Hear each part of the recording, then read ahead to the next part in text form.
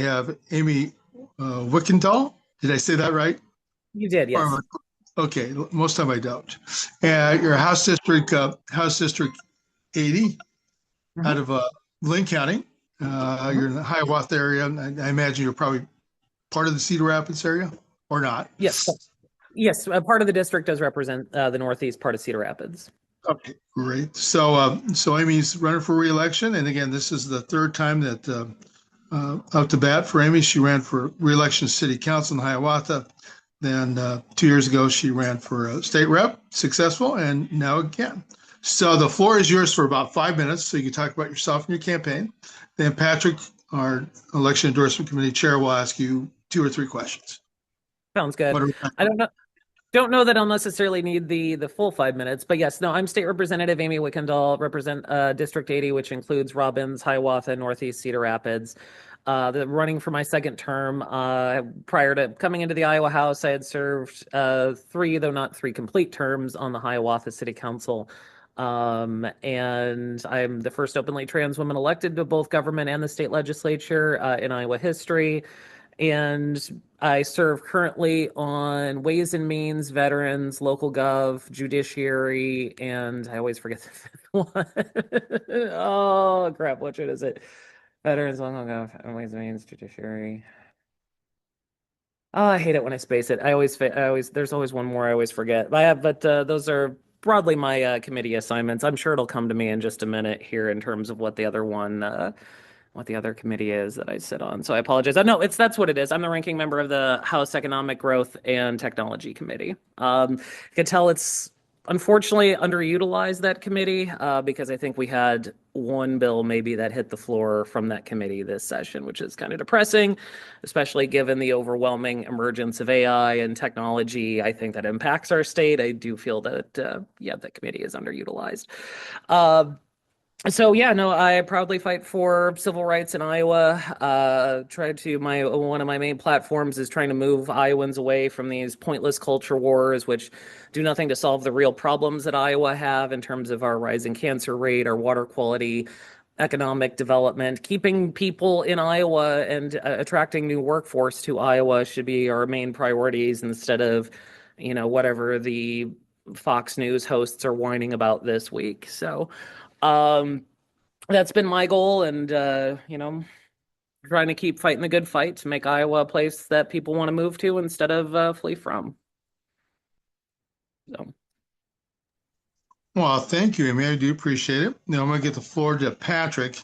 Again, he'll ask you 2 or 3 questions, mhm. whatever time permits, as long as he saves maybe a minute and a half to 2 minutes at the end. So you can close out and I close out. So, Patrick, the floor is yours. Thank you, Mitch. Hello, Representative. Thank you for joining us this evening. Mhm. So, as you know, part of this vetting process was where we gave you a questionnaire to complete. You completed it, sent it back to us with your answers, and then the committee took a look at it, and now we have some clarifying questions for you. Sure. The first one was the workers' rights question number one, which asked Mhm. if you support enacting a state minimum wage of $20 an hour or higher, indexed annually to inflation. You answered that you have co-sponsored bills to raise it to just 15 an hour, stating that this wage would put Iowa at or near the highest wage states. Mhm. Point in fact is, according to the U.S. Bureau of Labor Statistics, enacting a $15 an hour minimum wage would tie Iowa with 6 other states at number 12. So it's Mhm. approaching the top, but not really quite there. But regardless of what other states are doing, please provide your arguments as to why workers in Iowa should not be guaranteed $20 an hour for a 40-hour work week.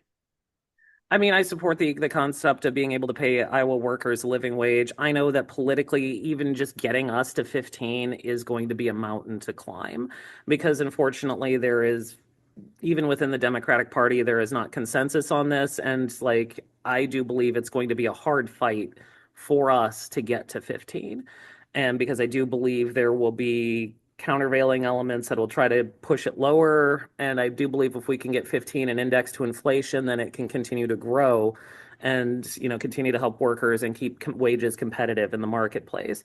I think, like I said, it is ultimately my goal to see that all workers have a living wage, but we have to get to conquer this hill first and then keep fighting for it. Okay, thank you. Next question was the education question, number 1, which asked if public post-secondary education, including trade schools in Iowa, should be free to Iowa students, and if yes, what limitations, if any, should apply? In your answer, you stated that you would support funding post-secondary education for the first 2 years only, and then work to bring costs down for the 3rd and 4th years. Please tell us now what the difference is between the 2-year and the 4-year colleges, other than 2 additional years of study, that warrants the disparity in treatment for ambitious students opting for the 4-year route, particularly when the first 2 years of a bachelor's degree in large part consist of general education courses. Secondly, you did not address trade schools in your answer, so do you support their inclusion in free education? Absolutely, I support the trade schools and the education. When it comes down to it, is that, as someone who graduated from Kirkwood Community College before going on to a 4-year college and whose child has also done 2 years, I do believe that it is the fundamental fact is that it's a good place to start, and it provides that additional benefit for education.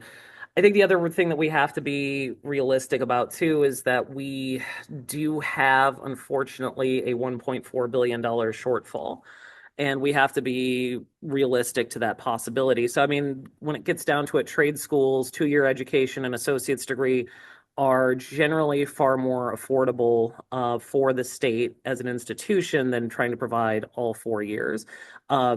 States like, I believe even red states like Tennessee provide, fundamental 2-year education.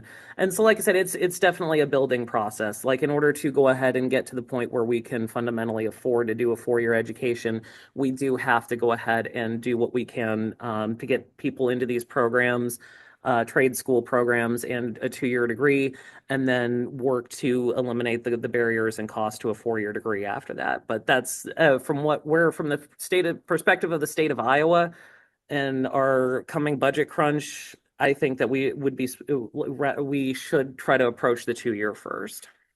Okay, thank you. Mitch, how are we doing on time? That's it. No more. Okay. So we'll give you about a minute and a half to close that on your end, Amy. Then I'll take like 30 to 45 seconds to close that on my end. So, but you go first, up to a minute and a half. The floor is yours, Amy. Thank you so much. I appreciate you having these conversations, and I do believe that, I mean, as we look to the future of Iowa, we can chart a different path forward that empowers people to use their time, their talents, and the resources to build a better future. I know a lot of times it is going to be a lot of work, and there is going to be a lot of harder conversations ahead, especially as we face some of these difficult realities of both an aging workforce and budget shortfalls. But I do believe the answer lies in empowering people.